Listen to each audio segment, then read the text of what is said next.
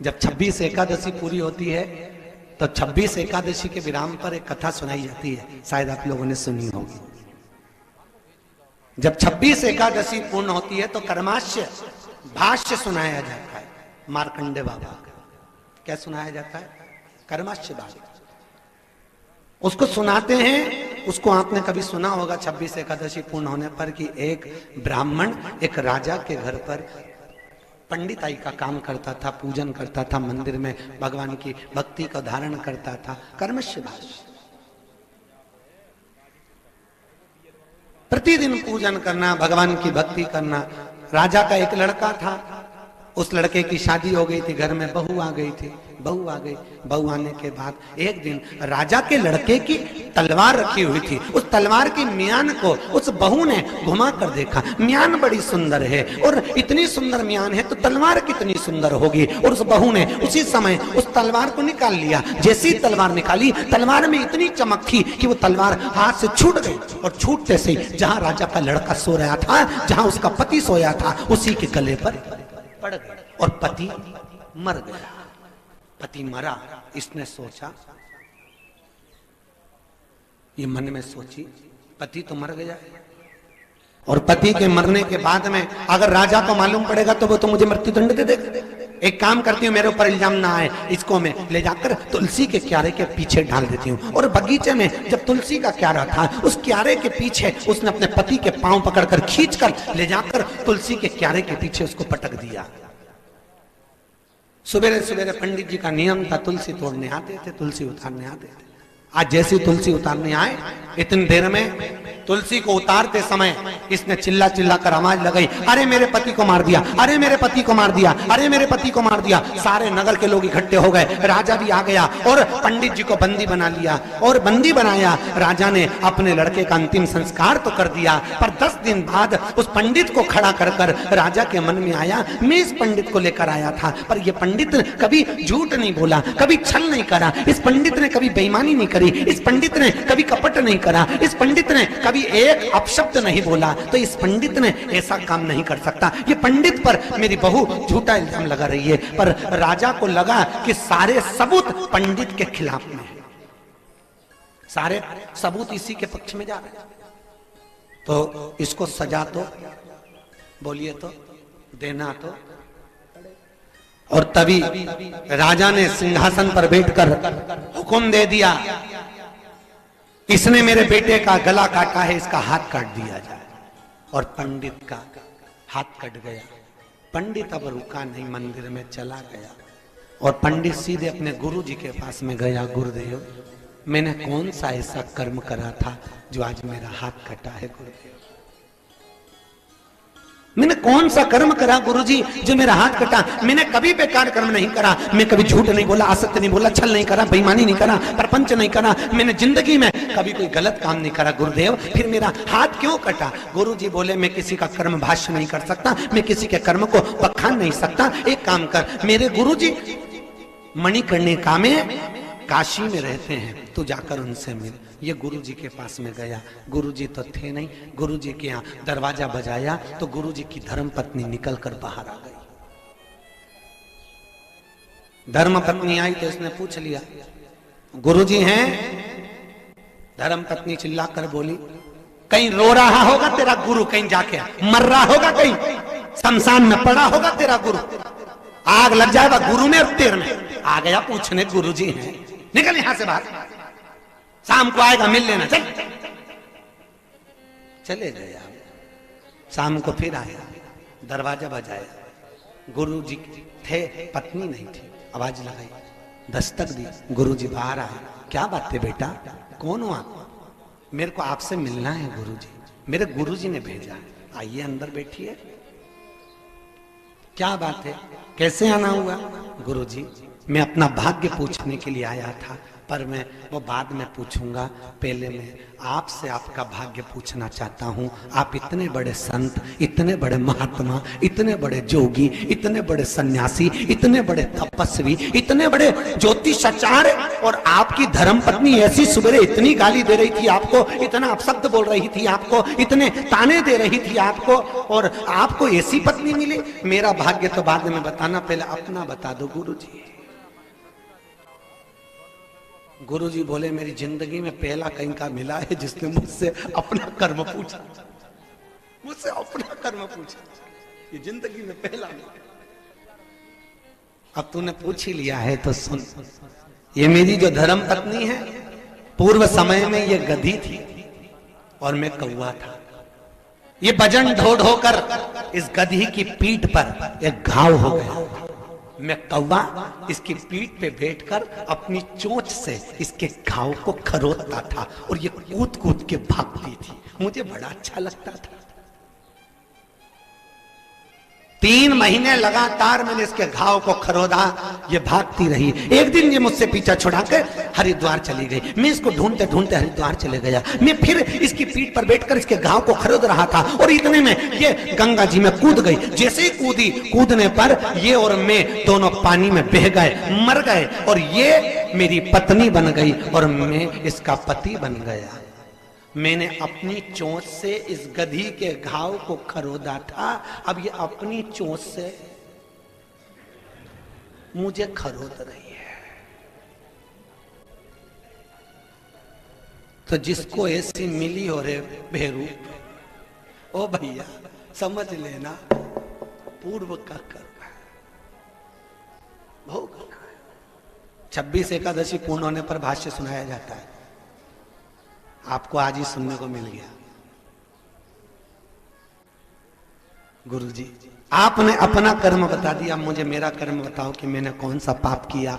मैं कभी झूठ नहीं बोला, मैंने कभी असत्य नहीं बोला, मैंने कभी छल नहीं करा, मैंने कभी बेईमानी नहीं करी, मैंने कभी प्रपंच नहीं करा, फिर मेरा हाथ क्यों कटा? गुरुजी ने कहा पूर्व समय में तू एक संत था और संत तूने अपनी जिंदगी में एक संकल्प लिया था कि झूठ नहीं बोलेगा, सत्य बोलेगा, और तू एक वन में बैठकर तप कर रहा था। एक कसाई गाय को काटने जा रहा था, गाय कसाई के हाथ से छूट गई, भाग गई, और वो कसाई तेरे पास आकर पूछ लिया तूने कहीं गाय देखी है, और तूने गाय को देखा था, सत्य बोलने का नियम लिया था, तो तूने इशारे से कह दिया कि गाय वहां गई है। कसाई गया, गाय को पकड़ कर लाया, काट दिया। वो गाय बहू बनी, जिस कसाई ने काटा था वो बेटा बना, और तूने हाथ का इशारा करा था इसलिए तेरा हाथ कटा। कर्म का भोग भोगना है। विष्णु पुराण कहती है चलते चलते अगर पांव में ठोकर भी लगे ना तो समझ लेना ये हमारे पूर्व कर्म का भोग है। घुटना दुख रहा है,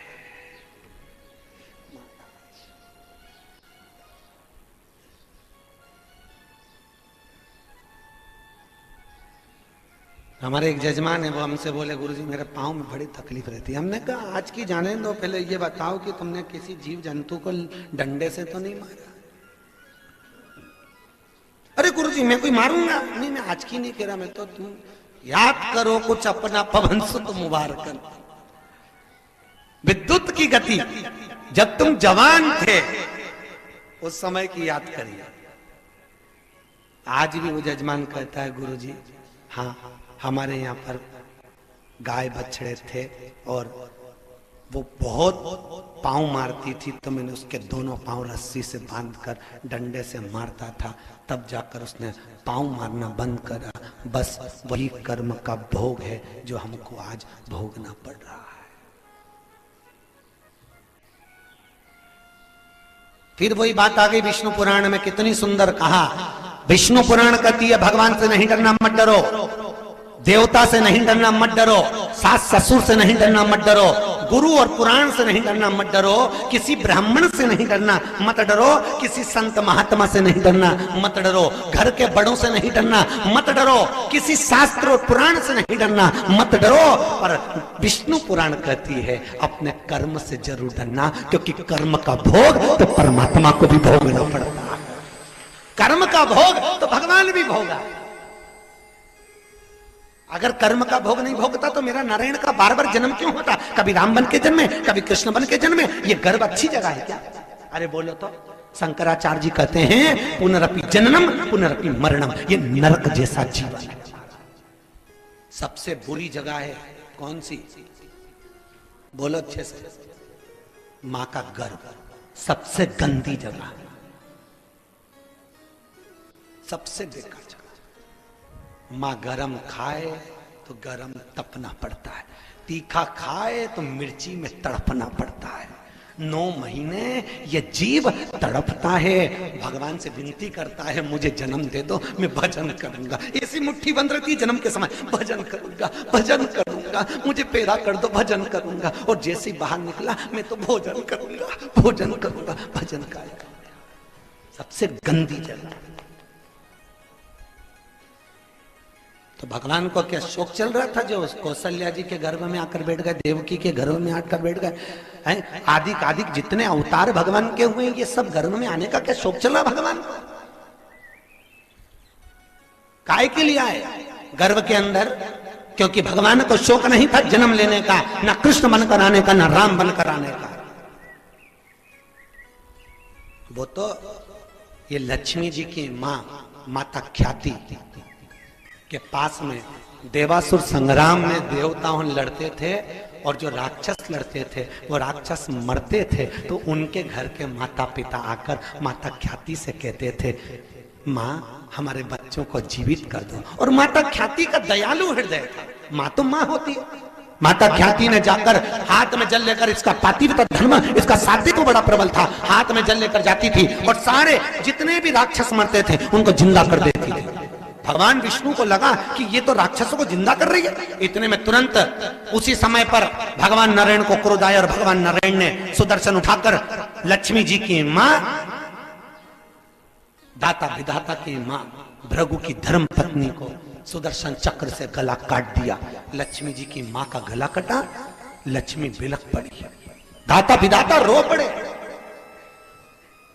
हमारी मां का गला काट दिया। उसी समय पर भृगु बाबा ने उसी समय नारायण को बुलाया और नारायण से कहा नारायण तुमने मेरी धर्मपत्नी, मैं नहीं था घर में, उसने केवल दयालु स्वभाव है, होता है किसी किसी का दयालु स्वभाव, वो किसी का भी साथ दे देता, वो किसी के भी पक्ष में बोल देता, उसको नहीं मालूम कौन गलत कौन सही, उसने तो बस साथ दे दिया और तुमने उसका गला काट दिया। हे नारायण मैं तुम्हें श्राप देता हूं। भृगु ऋषि कहते हैं तुमने मेरी पत्नी का गला बिना सोचे विचारे काटा है, तुम्हें बार बार मां के गर्भ में पड़कर जन्म लेना पड़ेगा। ये श्राप है, इसलिए नारायण को जन्म लेना पड़ रहा। कोई खुशी की बात नहीं है, बड़ी प्रसन्नता की बात नहीं है। श्राप लगा है कि तुम्हें जन्म लेना पड़ेगा बार बार। क्यों? माता लक्ष्मी की मां माता ख्याति का गला काटा है तुमने।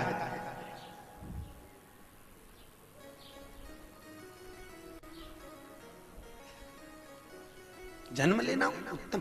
आपसे भी निवेदन है, आप भी भगवान से प्रार्थना करा करो बार बार हमको जन्म मत देना भगवान। क्या करे, फिर जन्मूं फिर मरूं फिर जन्मूं फिर पुनरपि जननम पुनरपि मरण। तो इससे तो अच्छा एक बार भगवान की अच्छे से कथा सुन लो, विष्णु महापुराण की, एक बार अच्छे से भगवान का भजन कर लो कि अब की बार जाऊं तो वापिस, और मन है तुम्हारा आना चाहो तो आगे तुम्हारी मर्जी, ये मन तुम्हारा।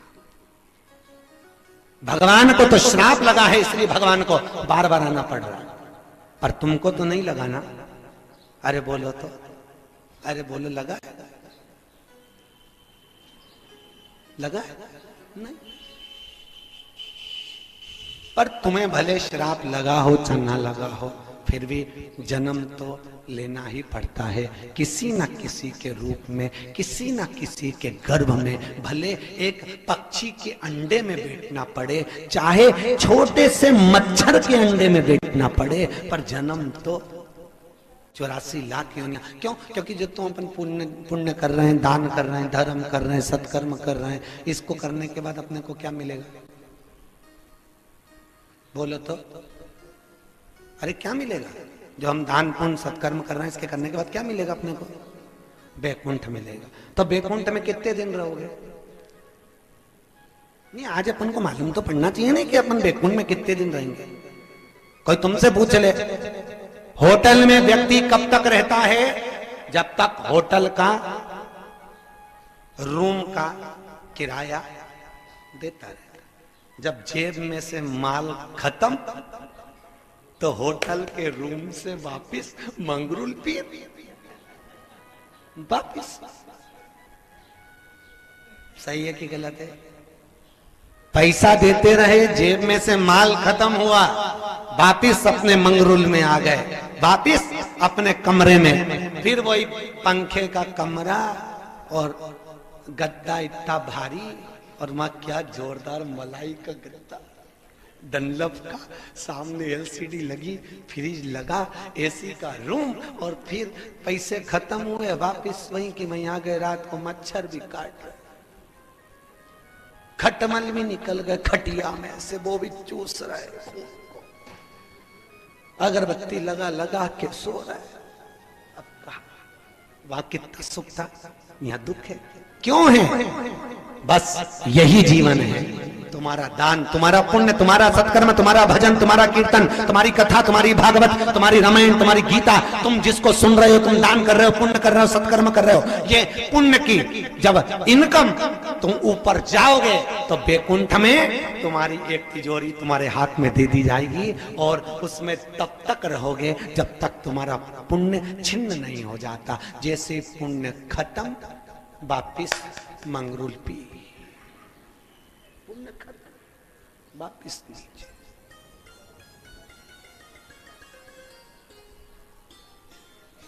फिर वही, मत बुरे कर्म कर बंदे, वरना पछताएगा, भगवान की आंखों से तू बच नहीं। अच्छे से बोलो, बहुत प्रेम से बोलो, ये कोई बचेगा? अरे माँ अपने बेटे को 100 रुपए देकर भेजती है, जा साबुन खरीद के ला। क्या लाना? साबुन। और एक काम कर, आधा किलो साबुदाना भी ले आना। बेटा गया साबुदाना और साबुन लेकर आया, माँ ने कहा 100 रुपए लेकर गए था पैसे, लो मम्मी ये 20 रुपए बचे। आपने हिसाब लिया कि नहीं लिया? अरे बोलो तो, अपने बेटे से माँ 100 रुपए का हिसाब लेती है, तो विचार करो, एक माँ जब अपने बेटे से, एक बाप जब अपने बेटे से 100 रुपए का हिसाब ले सकता है, तो वो भी तो 100 साल का हिसाब लेगा कि नीचे जाके क्या क्या करा। बोल, कितनी कथा सुनी। अरे मंगरूल में 4 भुजा नाथ ने कथा कराई थी, तुमने नहीं? किसने? बोलो जम के। 4 भुजा नाथ ने कथा कराई थी। क्या करा? गया कि नहीं गया? तुमसे पूछेगा, तुम्हारी पड़ोसन से कह देना, अड़ोसन पड़ोसन और पीछे वाली धड़ोसन, कि बेटी जब जाएगी ना, वो पूछेगा, ए लीलाबाई कितना भजन गाई? बोल तो सही। और लीलाबाई बोले, मैं तो केवल रोटी खाई, भजन गाते समय तुम्हारी नींद आई, कहीं करो तो भगवान के पटको लीलाबाई के उठाओ, नरक में डालो। कहीं की लीलाबाई बैठी है तो बुरा मत मान जा रही, उठाया पटका, उठाया पटका। कहां?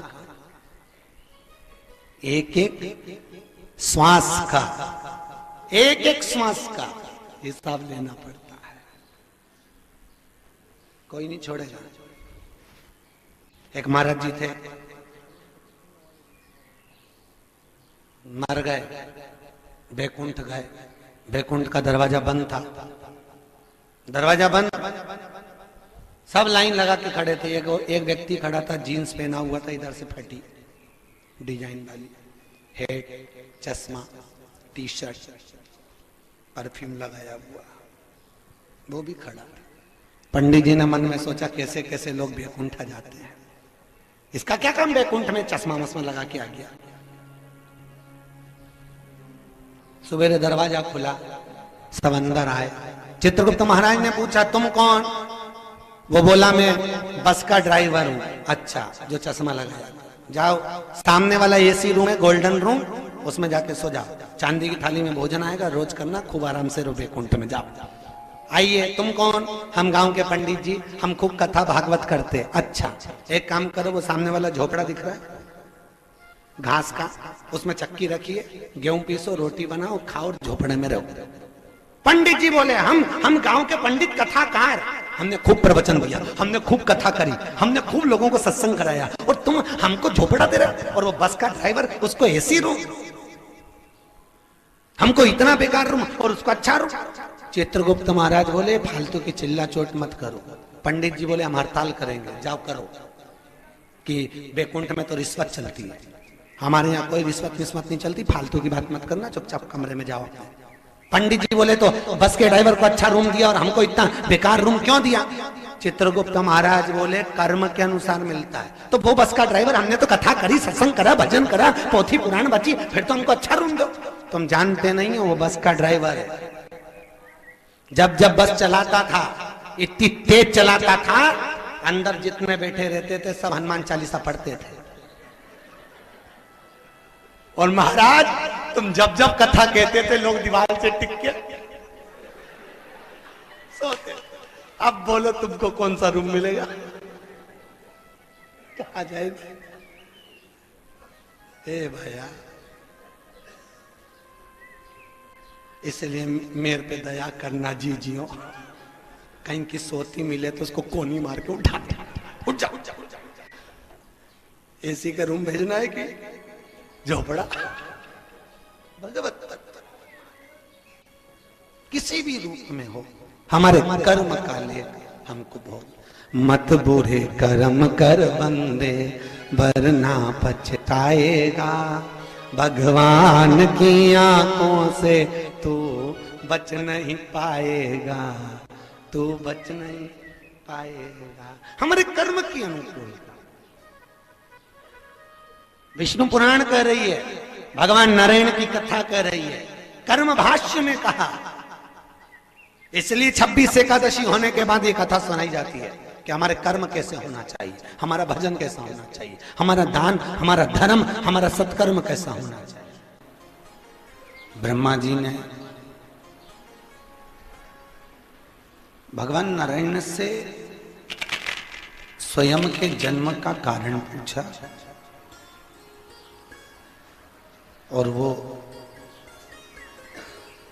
जन्म के कारण के अनुसार फिर सृष्टि की रचना का क्रम आगे बढ़ाया। अच्छा, एक मन में विचार कर देखिए कि ब्रह्मा जी सृष्टि की रचना कर रहे हैं, और वो भी भगवान विष्णु के कहने पर, भगवान नारायण के बतलाने। नारायण स्वयं एक मार्ग को प्रशस्त कर रहे हैं। नारायण स्वयं एक मार्ग को बता रहे हैं कि आपको ये करना है, और ब्रह्मा जी उस बात का ध्यान रखकर ब्रह्मा जी पूरी सृष्टि की रचना बड़े आनंद में करने जा रहे हैं।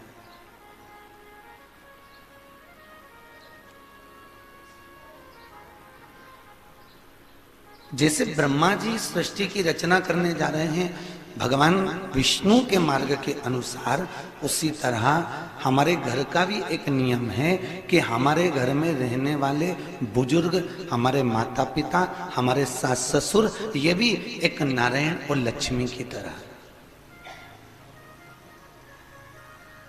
और घर में रहने वाला बेटा एक ब्रह्मा की तरह।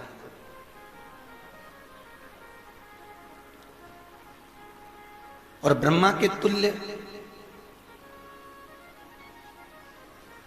उस बेटे को माता पिता कहते हैं कि तुम्हें भी अपनी सृष्टि का संचार करना है, इस परिवार को चलाना है, इस घर को, इस परिवार को तुम्हें साधना है, इस परिवार को तुम्हें लेकर चलना है।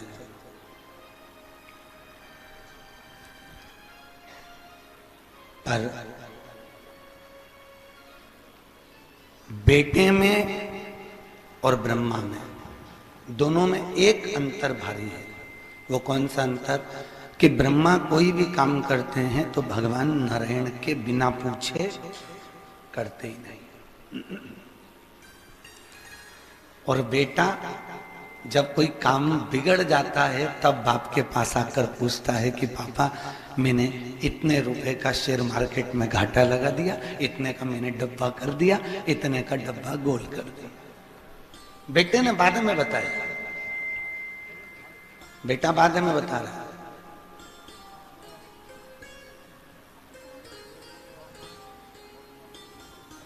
पर ये ब्रह्मदेव की कथा कह रही है, भगवान विष्णु का पावन चरित्र कह रहा है कि बेटे के जीवन में भी एक लक्ष्यता होना चाहिए, क्योंकि शास्त्र कहता है कि अगर बच्चा अपने माता पिता को कुछ बताकर कर्म करता है, कोई कार्य करता है, तो बेटे को अगर घाटा भी लगने वाला होता है तो माता पिता को बता देने पर वो घाटा कम हो जाता है। किसको बता देने पर?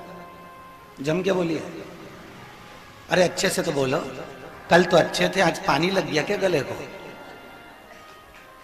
माता पिता को बताकर करने में बच्चे को दुख, तकलीफ, घाटा, कष्ट कम होता है। जैसे बेटे के साथ नियम है, ऐसे बहू के साथ नियम। अगर बहू भी अपनी सास को सब बता के करे, सब। अभी भगवान कृष्ण का जन्मोत्सव होने वाला है 3 तारीख को, जन्माष्टमी है। कितनी तारीख को? 3 तारीख। तो 3 तारीख को जो जन्माष्टमी का महोत्सव है, 3 तारीख को जो जन्माष्टमी आप लोग मना रहे हैं, 3 तारीख को जो भगवान कृष्ण का जन्मोत्सव अपन मनाने जा रहे हैं, तो एक विचार करिए कि दुनिया के लोगों ने भगवान कृष्ण को, कई लोगों ने भगवान कृष्ण को चोर कहा कि नहीं कहा? अरे बोलो तो, कहा ना? कोई भी कह देता भगवान ने मक्खन चुराया वो चोर है, उसने ऐसा करा वो चोर।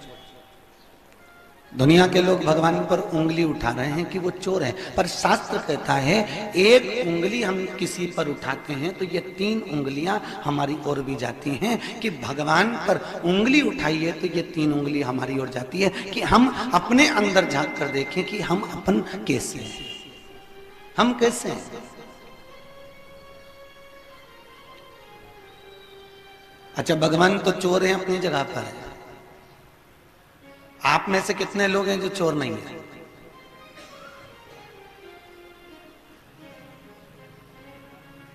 पूरी पृथ्वी पे ऐसे पूछ लो, पूरी पृथ्वी से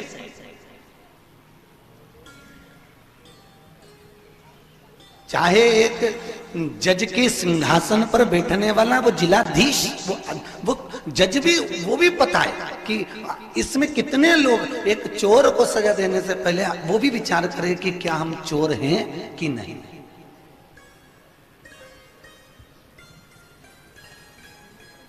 पृथ्वी पर जन्म लेने वाला व्यक्ति कहीं ना कहीं चोरी कर ही लेता है, चाहे फिर वो बड़ी से बड़े सिंहासन पर बैठा हुआ कोई अधिपत्य क्यों ना हो, कोई बड़ी सी बड़ी जगह पर बैठा हुआ कोई सिंहासन अधिपति क्यों ना हो, वो भी चोर। तो कोई ये ना कहे, आप सोच रहे होंगे आज गुरुजी ने तो हम पर चोरी का इल्जाम लगा दिया, हम क्या चोटते दिख रहे हैं सिगर वाले गुरुजी को?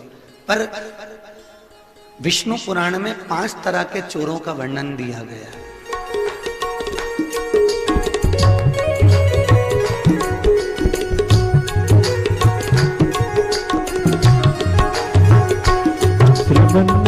श्रीमन्नारायण श्रीमन्नारायण श्रीमन्नारायण श्रीमन्नारायण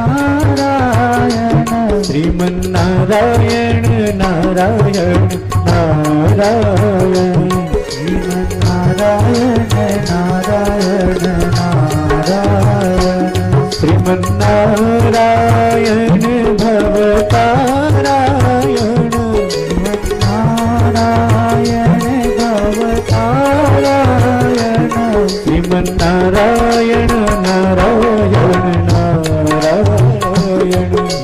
नारायण नारायण नारायण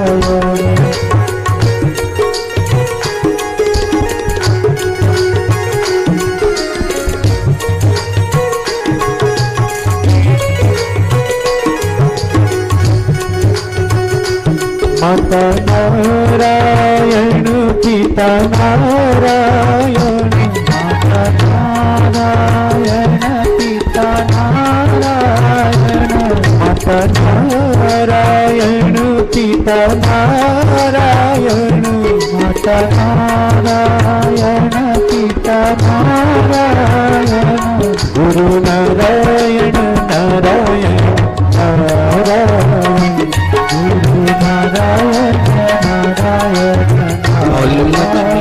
नारायण भगवान की जय जय श्री राम जय जय श्री राधे जय जय श्री राधे। भाई जिस चोरों का वर्णन किया विष्णु पुराण में 5 चोर बताए। कितने चोर? 5। अब आपको छांटना है कि आप इन चोर में से कौन से छोटे हो। चोरों की गणना में से भी चोर निकालना है। पहला चोर जो किसी के यहाँ की कोई वस्तु को बिना पूछे उठाकर ले जाए, वो भी बोलते जाओ चोर। दूसरे नंबर का चोर जो बिना पूछे किसी के घर में प्रवेश कर जाए, वो भी बोलो बोलो चोर। ठीक है, आप सुनते जाना, आप अपने को छांट लेना कौन से नंबर के हो। तीसरे नंबर का कोई बाजार में नई चीज आई, अंगूर आया, संतरा आया, आम आया, आंवला आया, नींबू आया, अनार आया, ककड़ी आई, पपीता आया। बाजार में कोई नया फल आया, नई सब्जी आई, नया कोई सामान आया और भगवान को चढ़ाए बिना तुम खा गए तो तुम चोर। तीसरे नंबर। चौथे नंबर का चोर जो किसी की वस्तु को, रखे हुए सामान को बिना पूछे उठाकर अपनी जेब में रख ले, वो भी चोर है।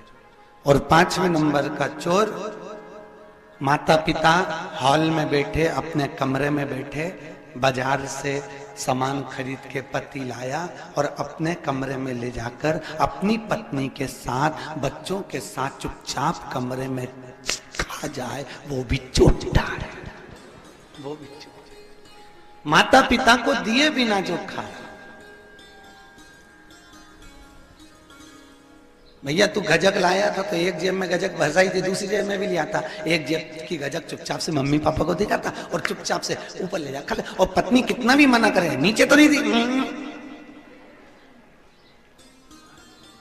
मैं तो बस तेरे ही लिए लाया। कुछ जाता क्या? अरे बोलो तो कुछ घटता नहीं।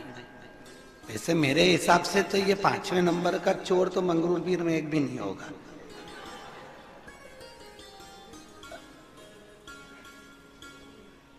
अब ये तो आपको मालूम है कि आप हैं कि नहीं। जो माँ बाप को दिए बिगर खाए, माता पिता को दिए बिगर खुद कमरे में ले जाकर पत्नी के साथ बैठकर उसको खा ले, अपने बच्चों को दे और स्वयं बूढ़े माँ बाप को ना दे पाए, जेठानी के बच्चों को, देवरानी के बच्चों को जो ना दे, वो भी चोर की गिनती में आया। एक बहुत अच्छा प्रश्न लोगों ने करा था, महाराज जी वो भागवत जी में धुंधली का नाम धुंधली क्यों लिखा? इसका नाम तो कोई दूसरा हो जाना था, फिर धुंधली क्यों लिखा गया? धुंधली का मतलब आप लोग जानते हो कि नहीं जानते? अरे बोलो तो, जानते हो धुंधली का मतलब? धुंधली का मतलब है जब ससुर जी ने बैठा तो थोड़ा भोजन रख दिया, देवर जी ने बैठा तो रोटी में 2 चम्मच, आधी चम्मच, 1 चम्मच घी लगा दिया। और जब अपना पति, अपना बेटा, अपनी बेटी जब जीमने के लिए बैठी तो खूब गरम गरम घी में चटपटर करके रोटी सब्जी सब गरम करके, अचार चटनी सब लगा के, पूरी मिठाई मिठाई सब देकर, जो जो पति को पसंद है वो सारा की सारा थाली में लगाकर जो अपनी पति को प्रेम से खवाए और देवर जेठ और ससुर को ऐसे ही परोस दे, बस वो ही धुंधली है, वो धुंधली है। धुंधली का संबोधन वो धुंधली।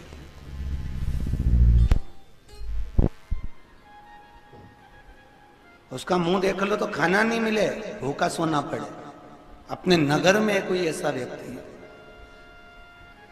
राजा को मालूम पड़ा तो राजा ने मंत्री से कहा तू पागल हो गया है? दुनिया में कोई ऐसा व्यक्ति नहीं है कि जिसका मुंह देखो तो सुबह से भोजन नहीं मिले। रसोई घर तो अपने घर में, अपन कभी भी जाके खा ले। नहीं नहीं महाराज, अपने नगर में ऐसा व्यक्ति है जिसका सुबह से मुंह देखो तो खाना नहीं मिलता।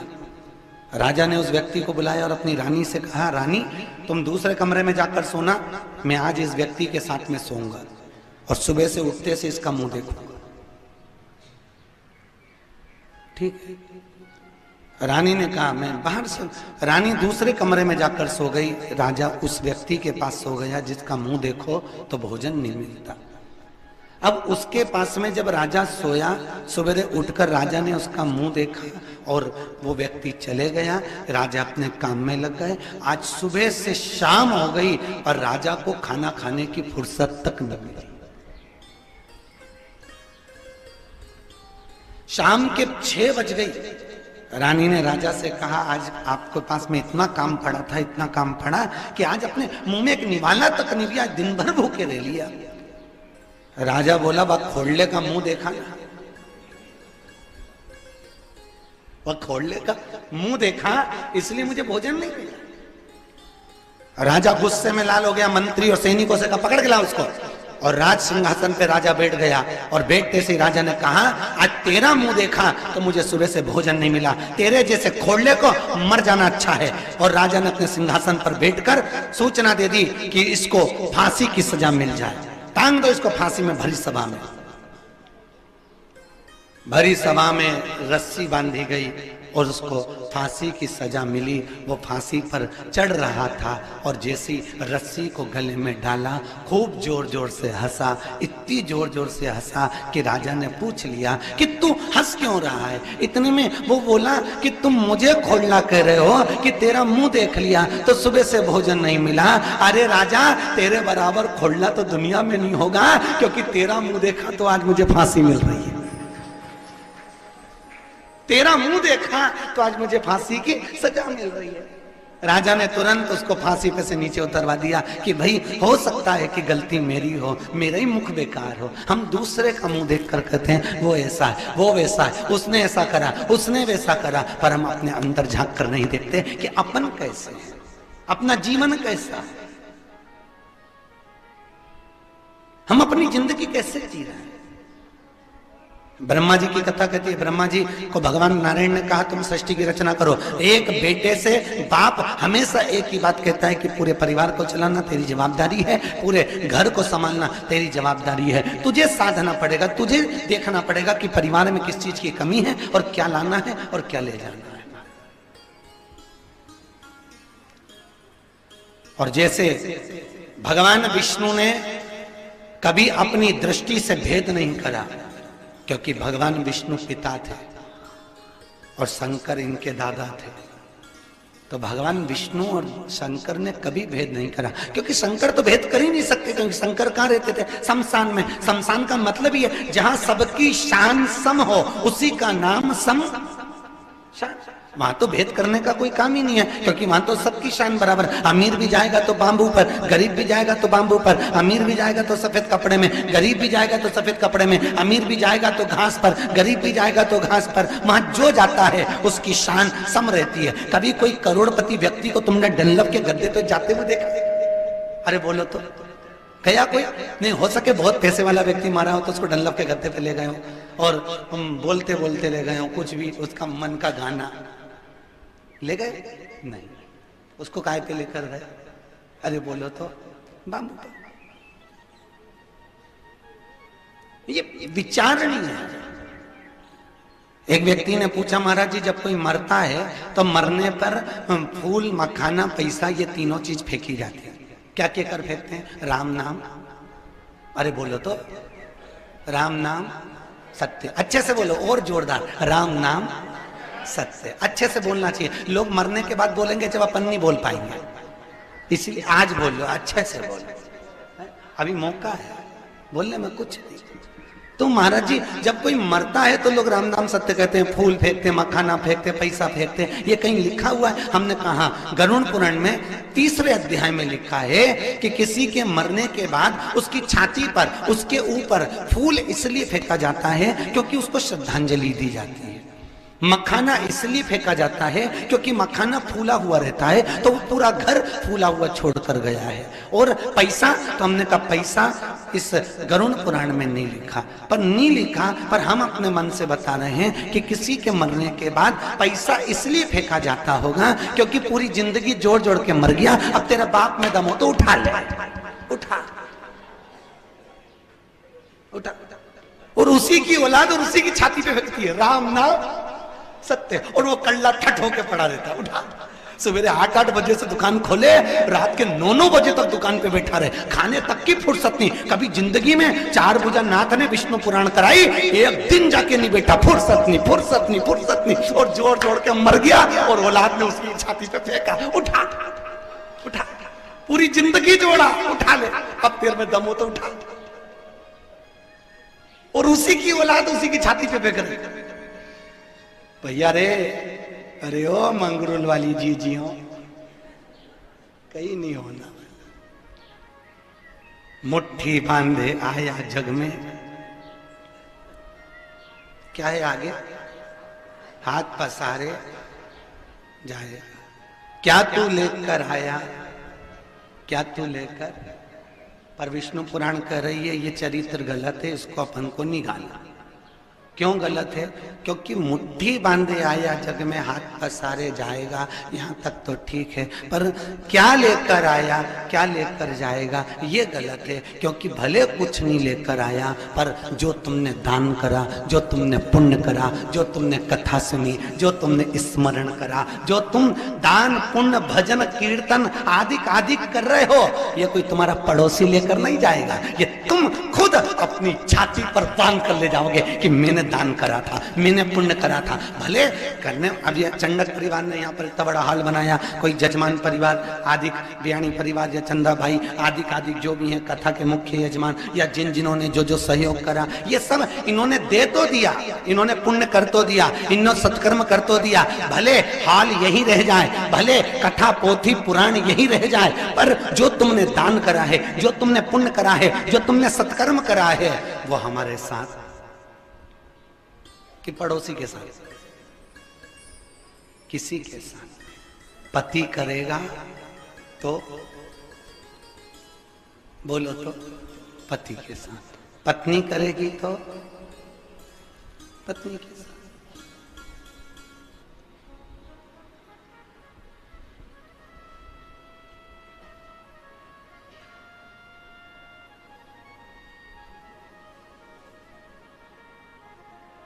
क्या होगा? वो यहाँ पर आके कई लोग पूजन करते हैं, उनके साथ उनकी धर्म पत्नी आती है, वो ऐसे सिर पे पल्लू लेके टच करके बैठी खड़ी रहती है, और पति उसमें से निकाल के जेब में से 100 रुपये चढ़ाए, वो टच कर ले। एक आध दो से हमने पूछ लिया रोक के, भाभी ये टच करने से क्या मिला? गुरुजी वो 100 रुपये में से 50 इनके, 50। तो मैंने कहा भाभी एक काम करना, आज शाम को भैया जब भोजन करें तो तू टच करके बैठी रहना, आधा भैया का आधा भाभी का मिलेगा। अरे बोलो तो नहीं। अग्नि पुराण में लिखा है पति और पत्नी दोनों साथ हैं, तो पति का फर्ज है वो भी दान करे, और पत्नी का फर्ज है वो भी दान करे। पत्नी के मरने के बाद अगर पति 1 रुपया भी दान करता है तो वो पत्नी के खाते में आधा चले जाता है। पति के जाने के बाद कोई पत्नी अगर दान करती है तो उसमें से आधा पति के खाते में जाता है। पर पति और पत्नी दोनों जब तक जीवित हैं तब तक दोनों का दान अलग अलग होना चाहिए। क्यों? क्योंकि दान जब अलग अलग होता है तो भगवान भी देखता है कि मुझे, जैसे होता है अगर एक व्यक्ति अगर बीमा कराए तो घर के लोग, अगर पति और पत्नी दोनों का बीमा चलता है तो जो घर में जो बीमा कराने वाला रहता है वो बार बार कहता है वाह साहब बहुत अच्छा करा तुमने, पति का भी बीमा चल रहा है पत्नी का भी बीमा चल रहा है, तो वो क्या कहता है भगवान इनकी खूब लंबी उम्र करे, भगवान खूब कृपा करे, दोनों ऐसे ही जिए। तो भगवान की कृपा ऐसी होती है जब पति और पत्नी दोनों साथ दान करते हैं, जब पति भी दान करे और पत्नी भी दान करे तो भगवान स्वयं लक्ष्मी नारायण आशीर्वाद देते हैं, जा तेरा ऐसा ही अखंड सौभाग्य बना रहे और तू ऐसे ही दान पुण्य सत्कर्म करती रहे। ये लक्ष्मी नारायण की कथा है। स्वयं लक्ष्मी के जन्म से पहले लक्ष्मी की बड़ी बहन जन्मी थी, सबसे पहले, जिसका नाम था ज्येष्ठा देवी। कौन सी देवी? ज्येष्ठा। कितने बहन भाई थे लक्ष्मी? 4, दाता, विधाता, ज्येष्ठा और लक्ष्मी। कितने? 4। दाता विधाता को हटा दो, बहन कितनी है? 2। एक का नाम है ज्येष्ठा, दूसरी का नाम है लक्ष्मी।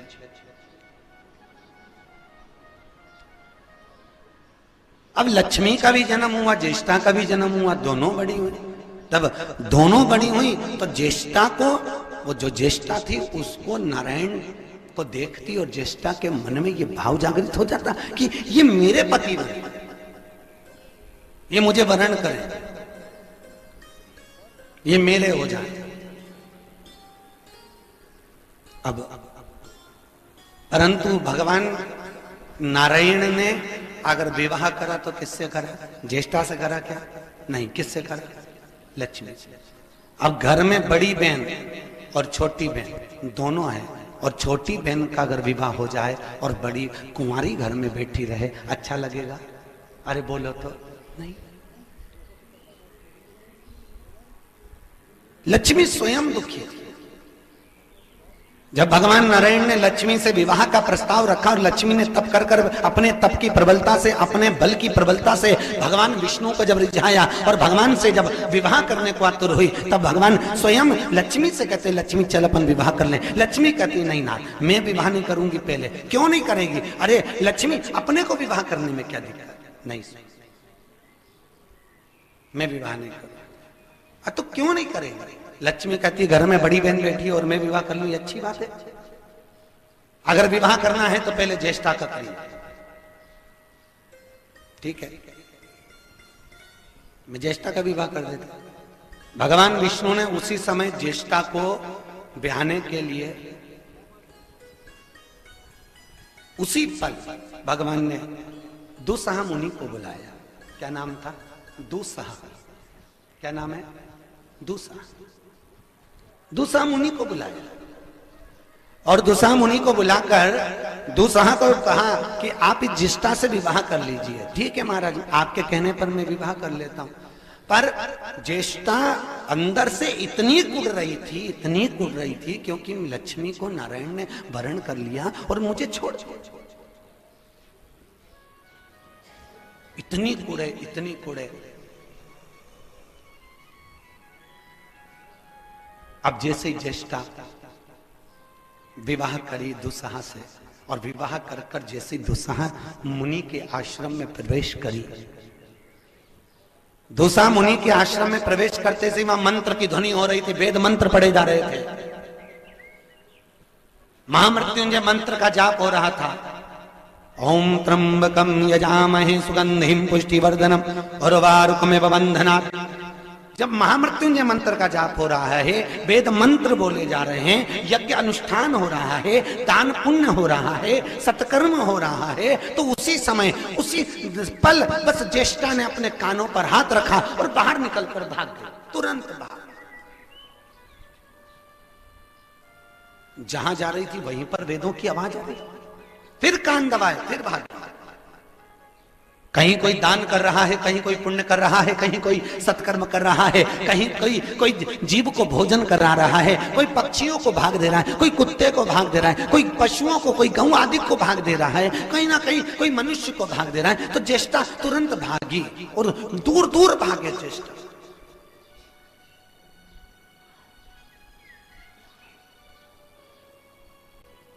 दूर दूर।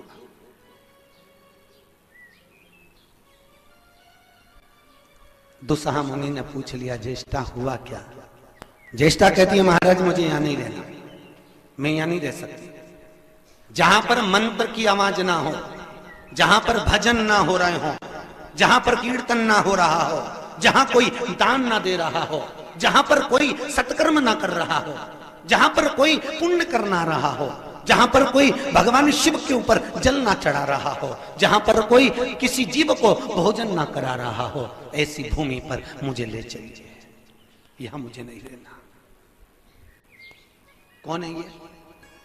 अरे बोलो तो, लक्ष्मी जी की बड़ी बहन ज्येष्ठा।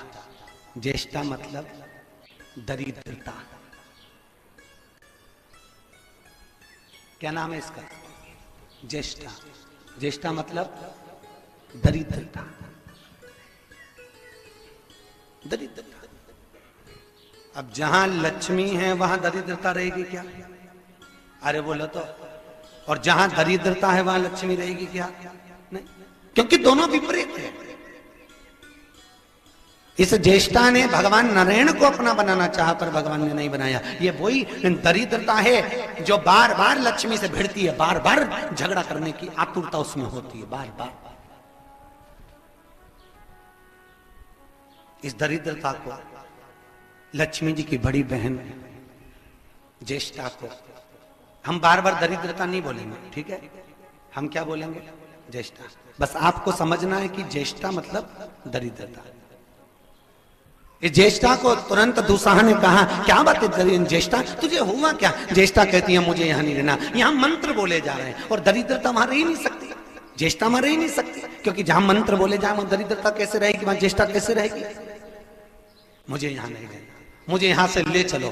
भगवान ले गए और ज्येष्ठा को लेकर दौड़े और दौड़ते दौड़ते ऐसे बिरानी वन में पहुंच गए और बिरानी वन में एक पीपल के पेड़ के नीचे उस दरिद्रता को, उस ज्येष्ठा को छोड़ दिया। किसके नीचे? जम के बोलिए। पीपल के पेड़ के। वो दरिद्रता कहां पर विराज रही है? पीपल के पेड़ के नीचे, जड़ में। ज्येष्ठा को ले जाकर बिठा दिया। अब जैसे ही ज्येष्ठा बैठी, दुस्साह ने पूछा, ज्येष्ठा हुआ क्या? ज्येष्ठा कहती, मुझे भूख लग रही है, मेरे भोजन की व्यवस्था करो। और अपन कहाँ रहें आप बताओ ना, मेरे रहने का तो स्थान दे दो, मैं अपन रहें तो रहे कहाँ, अपन किस जगह पर जाकर? ज्येष्ठा को देखकर भगवान तुरंत दुस्साह मुनि तो परेशान हो गए, इसका करूं क्या? ये जहां पर भजन होता है वहां जाती नहीं है, जहां कीर्तन होता वहां रहती नहीं है, जहां दान होता वहां टिकती नहीं है, जहां ब्राह्मणों का भोजन हो वहां खड़ी नहीं होती, जहां जीव को सम्मान मिले वहां खड़ी नहीं होती। इस दरिद्रता का क्या करूं, इस ज्येष्ठा का क्या करूं? तब दुस्साह ऋषि ने उस ज्येष्ठा का साथ लिया और मार्कंडे बाबा के पास में पहुंचे। कहां पहुंचे? मार्कंडे। देखो ये कथा आप पूरी जिंदगी ढूंढते रहोगे तो भी नहीं मिलने वाली। बड़े भाव से सुनना विष्णु पुराण की कथा।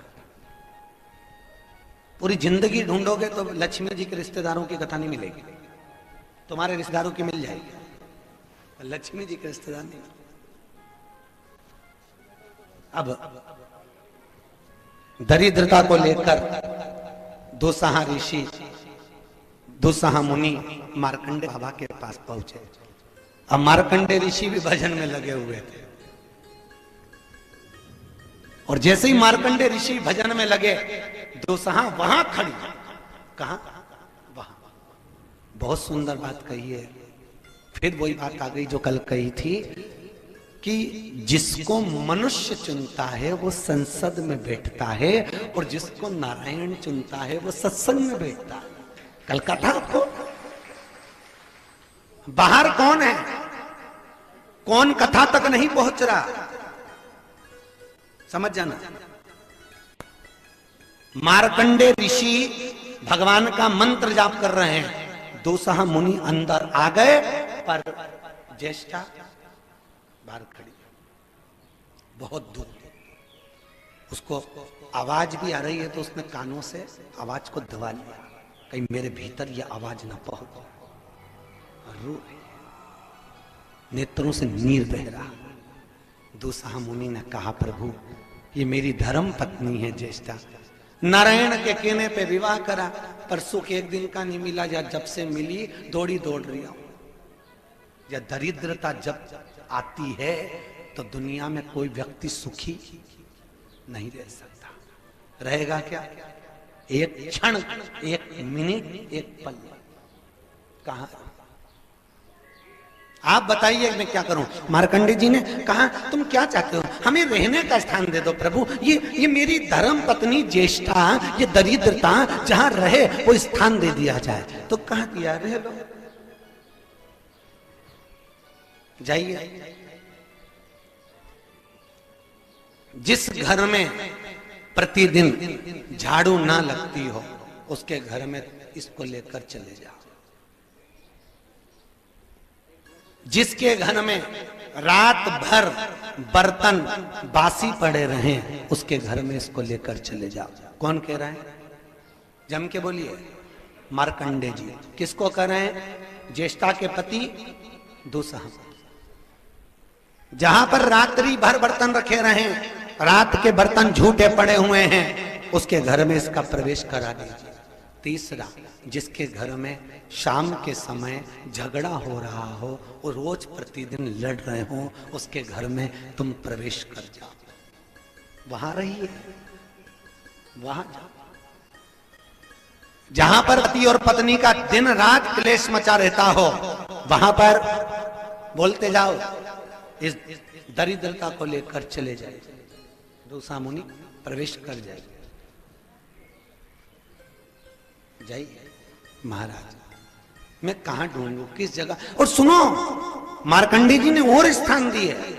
जिसके घर में कांटेदार पौधे लगे हों उसके घर में इसको लेकर चले जाओ। जिसके घर में नींबू का पौधा लगा हो, जिसके घर में नींबू आदिक उसके घर में इसको लेकर जाइए।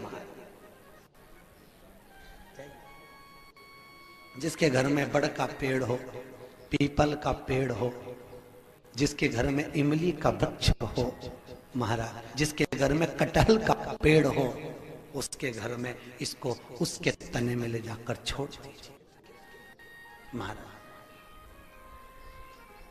और सुन लीजिए महाराज, मार्कंडे बाबा कह रहे हैं, सुन लीजिए दोसाहा जी, और सुनिए। जो नारी अपवित्र रहती हो, सुबह से उठकर बिना नहाए बिना मुंह धोए अग्नि को प्रकट करके चाय की भगोनी धर देती हो, उसके घर में इसको ले जाओ।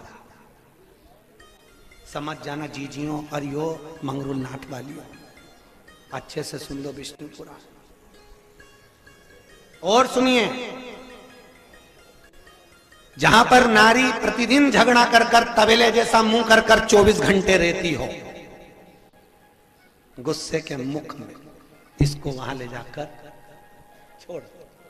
और कहा, जो नारी दोपहर के समय पर शाम के समय तक सोती मिले उसके घर में छोड़। किसको? अरे बोलते जाओ, किसको छोड़ना है? ज्येष्ठा को, दरिद्रता को उसके घर में छोड़। और कहा, जो नारी अपने पति के विपरीत रहती हो, पति बोले आलू की सब्जी बना और ये बनाए बैंगन की, पति के चल इधर चले कथा में और ये के चलो मॉल में, पति के चलो सत्संग में, ये के चलो फिल्म में, जो विपरीत है उसी के यहाँ इसको छोड़। महाराज, जिस नारी का मन सत्संग में ना लगता हो, केवल मायके और घूमने में लगता हो, उसके घर में इसको छोड़। अच्छे से लिख लो री जीजियों, अच्छे से। किस किस जगह पर लक्ष्मी जी की बड़ी बहन है? कौन? ज्येष्ठा। ज्येष्ठा मतलब दरिद्रता। किस किस जगह पर? दोसाहा मुनि ने कहा, प्रभु